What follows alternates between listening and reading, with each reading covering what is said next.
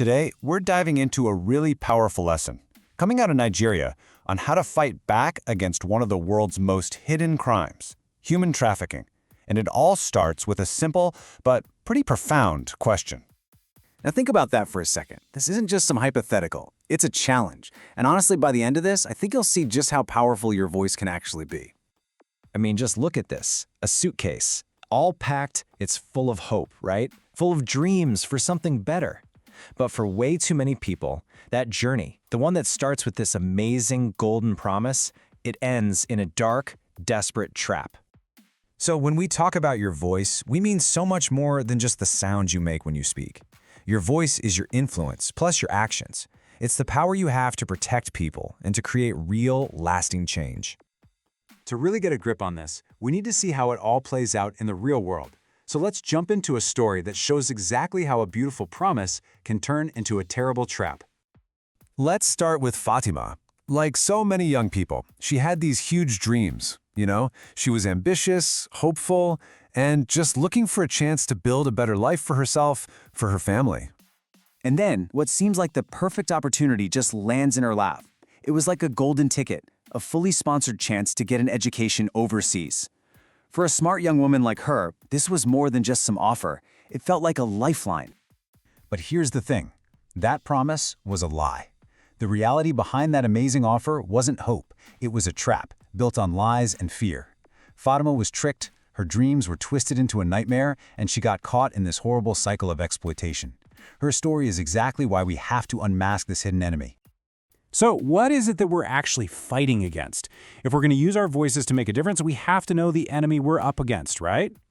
So let's be super clear about what this is. Human trafficking is the illegal movement of people, and it almost always uses lies and false promises, just like what happened to Fatima. The end goal is always exploitation, whether that's forced labor or some other kind of abuse. Okay, so understanding the problem is the first major step. Now, let's talk about how we can actually fight back. There's a really powerful framework for this, and it's built on 4 key tools of defense.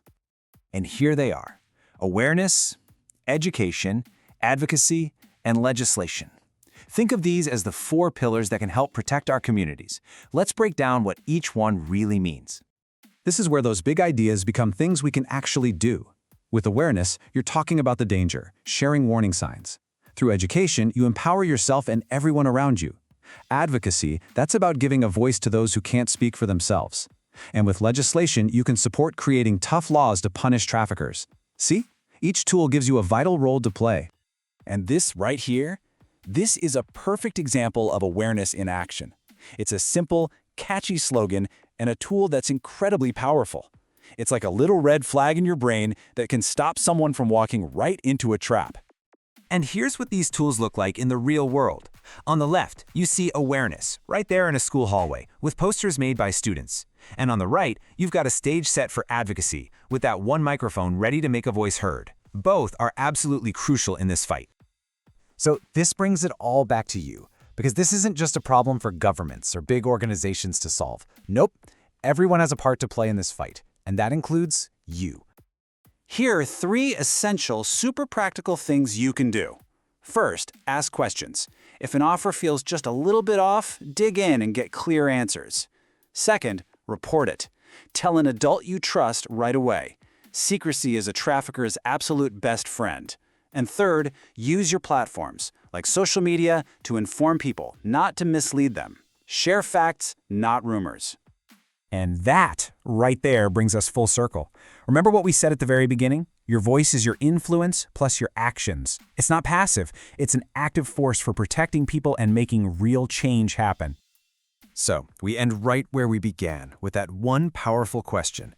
What if your voice could save a life? Well, the lesson here is pretty clear. It can. By being aware, by speaking up, by taking action, your voice becomes a shield for the vulnerable.